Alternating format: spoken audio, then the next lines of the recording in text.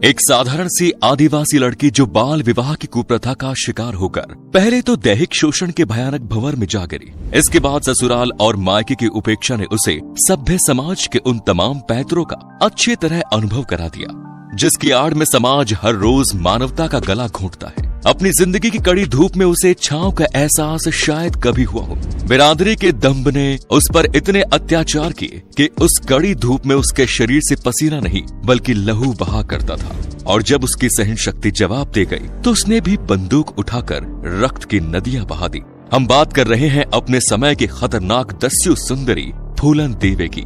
हमारे आज की वीडियो में आखिर तक बने रहिएगा। हम लेकर आए हैं उसके जीवन के कुछ अनछुए पहलू।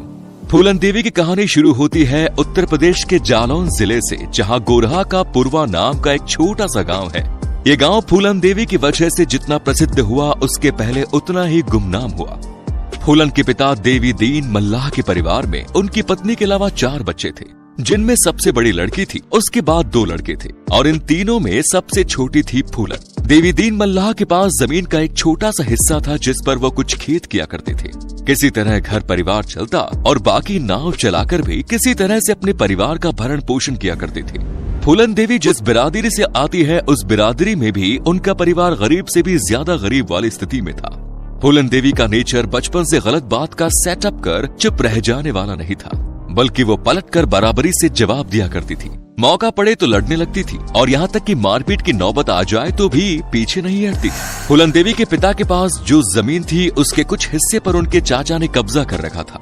अब फूलन के घर में उसकी शिकायतें थी वो आने लगी, क्योंकि वो घर के बाहर लड़कों से भी झगड़ा करने लगी, या फिर यूं कहे कि कोई अगर उसे परेशान करता तो वो चुप नहीं बैठती थी, वो ईंट का जवाब पत्थर से दे देती थी। आगे चलकर फूलन देवी के दोनों भाइयों की मृत्यु हो गई। परिवार में केवल 2 लड़कियां बची और चाचा जमीन के टुकड़े के पीछे उनके परिवार को और ज्यादा परेशान करने लगे। इसके जवाब में केवल फूलन देवी डटकर खड़ी रहती थी। वो अपने पिता से भी ऐसा करने को कहती थी। इसे लेकर पिता और पुत्री में भी झगड़े हुआ करते थे।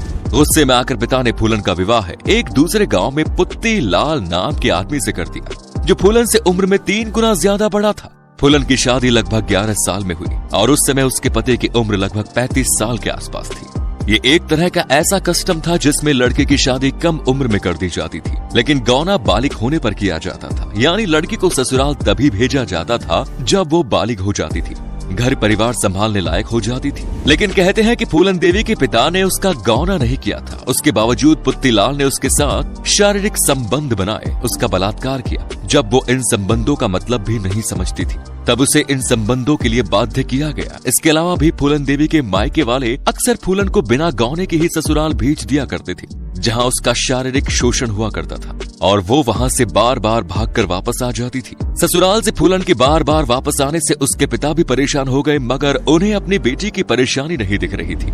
एक बार जब फूलन अपने ससुराल से भागकर वापस आए तो उसके पिता ने पुलिस में रिपोर्ट दर्ज करा दी कि फूलन मारपीट करती है और उसे सोने की अंगूठी चुराई। पिता की तहरीर पर पुलिस ने फूलन को अरेस्ट करके लॉकअप में रख दिया। 3 दिन तक लॉकअप में रहने के बाद कहा जाता है कि थाने के स्टाफ ने भी फूलन के साथ बलात्कार किया। फूलन के जेल से वापस आने के बाद उसके पिता ने उसे वापस ससुराल भेज दिया। वहां जाने पर पता चलता है कि उसके पति पुत्तीलाल ने दूसरी शादी कर ली है। उसके ससुराल वाले फूलन के साथ एक बार फिर मारपीट करते हैं। इस बार सारे सामान के साथ उसे वापस मायके भेज देते हैं। अब फूलन ससुराल से भी लगभग अलग हो चुकी थी और पिताजी उसका साथ नहीं दे रहे। अपने घर परिवार का ऐसा व्यवहार और पुलिस थाने में जो भी कुछ फूलन के साथ